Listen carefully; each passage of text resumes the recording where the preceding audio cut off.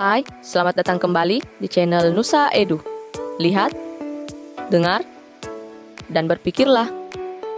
Pada 8 Maret 2020 lalu, pemerintah Indonesia mulai membangun rumah sakit darurat corona untuk mengantisipasi adanya lonjakan pasien jika di rumah sakit di daerah-daerah sudah tidak bisa menampung pasien corona. Rumah sakit yang resmi beroperasi pada 6 April 2020 ini berlokasi di Pulau Galang, Kepulauan Riau. Nah, pada video kali ini, kita akan mengulas fakta-fakta tentang Pulau Galang ini.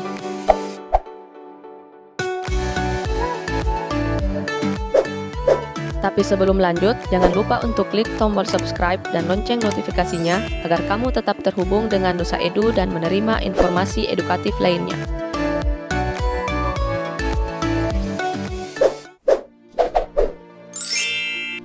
Bekas penampungan pengungsi Vietnam atau Kampung Vietnam.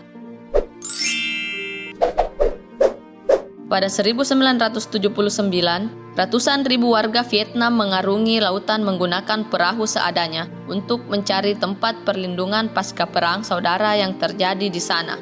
Mereka terombang-ambing di Laut Cina Selatan selama berbulan-bulan tanpa ada tujuan pasti. Para pengungsi ini berlabuh di sejumlah tempat, salah satunya Indonesia, yakni di Pulau Galang. Melansir dari CNN Indonesia, pengungsian besar-besaran ini mendapat sorotan dunia. Komisioner PBB untuk pengungsi bersama pemerintah Indonesia akhirnya turun tangan. Kemudian disepakati Pulau Galang sebagai tempat penampungan sementara bagi sedikitnya 250.000 warga Vietnam. Komisi Tinggi Urusan Pengungsi PBB dan pemerintah Indonesia kemudian membangun sejumlah fasilitas di Pulau Galang, seperti barak pengungsian, tempat ibadah, rumah sakit, pemakaman, dan sekolah. Dibangun pula penjara yang diperuntukkan bagi pengungsi yang melakukan tindak kriminal.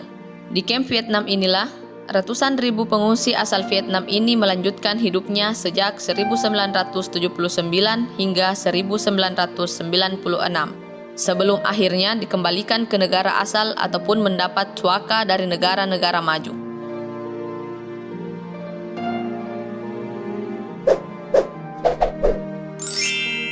Manusia perahu.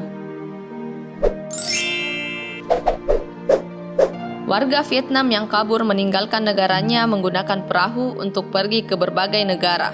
Oleh karena itu, mereka kerap dijuluki manusia perahu. Mereka mengarungi lautan menggunakan perahu-perahu yang kondisinya memprihatinkan. Satu perahu diisi antara 40 sampai 100 orang, dan banyak korban yang akhirnya berjatuhan selama perjalanan. Hingga saat ini, masih terdapat 3 buah perahu yang dulu digunakan para pengungsi saat meninggalkan Vietnam. Melansir dari Wego Travel Blog, pada tahun 1996, perahu-perahu ini sempat ditenggelamkan oleh para pengungsi sebagai bentuk protes atas keputusan PBB dan pemerintah Indonesia yang ingin memulangkan sekitar 5.000 pengungsi yang tidak lolos tes untuk mendapatkan kewarganegaraan baru.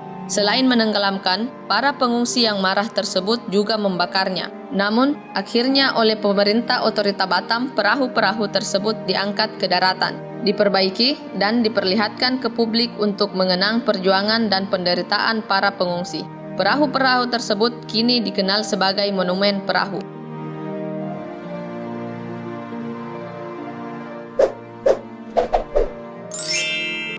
Kehidupan kelam para pengungsi. Kehidupan para pengungsi Vietnam setelah tiba di Pulau Galang tidaklah mudah. Banyak cerita tentang betapa mengerikan kehidupan para pengungsi selama menetap di Pulau Galang. Ada pula yang menyebutkan terjadinya praktek-praktek bejat seperti penganiayaan, pelecehan, dan penyuapan yang dilakukan baik dari kalangan pengungsi sendiri maupun dari para penjaga setempat. Keadaan inilah yang membuat sebagian dari pengungsi memutuskan untuk mengakhiri nyawa mereka dengan melakukan bunuh diri. Beberapa kematian tragis akibat bunuh diri dengan berbagai cara seperti membakar diri, menggantung diri, atau menggunakan pisau. Salah satu kasus yang paling sering terdengar adalah kematian seorang gadis bernama Tin Nam Loai yang melakukan bunuh diri karena tak sanggup menahan malu setelah dilecehkan oleh 7 orang pengungsi pada 1985. Untuk mengenang kejadian ini, sebuah monumen yang dinamakan Patung Kemanusiaan dibangun di Camp Sinam. Dilansir dari newsokezone.com, pada 1994, Para pengungsi yang lelah menanti kepastian nasib melakukan mogok makan menuntut kejelasan bagi mereka. Sampai akhirnya pada September 1996, pemerintah Indonesia memutuskan untuk menutup kamp pengungsi Pulau Galang setelah jumlah kematian di sana mencapai jumlah yang tinggi.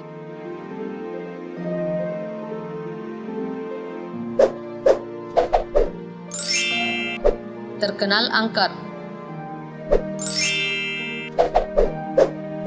Banyaknya kasus kematian tragis yang terjadi membuat kamp pengungsi Pulau Galang menjadi tempat yang menyeramkan. Banyak orang mengaku melihat arwah pengungsi yang meninggal di sana. Bahkan tidak sedikit pengunjung yang datang untuk meminta ilham, seperti nomor lotre atau berdoa demi keberuntungan. Salah satu arwah yang diceritakan sering menampakkan diri adalah Tin Nam Loai yang meninggal akibat bunuh diri tadi.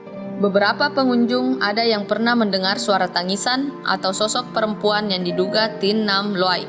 Banyaknya bangunan tua bekas rumah sakit, penjara, dan bekas kamp terbengkalai juga menambah kesan angker di kamp ini.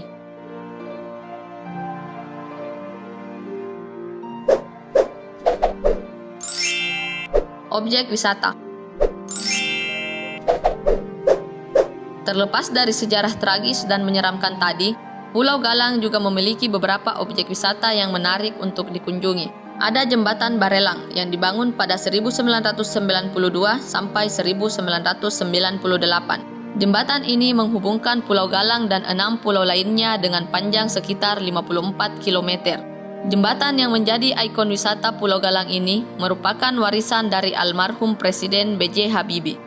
Ada pula objek wisata pantai, yaitu Pantai Melur yang terkenal dengan pasirnya yang halus dan permainan airnya, dan wisata bekas penampungan manusia perahu itu sendiri.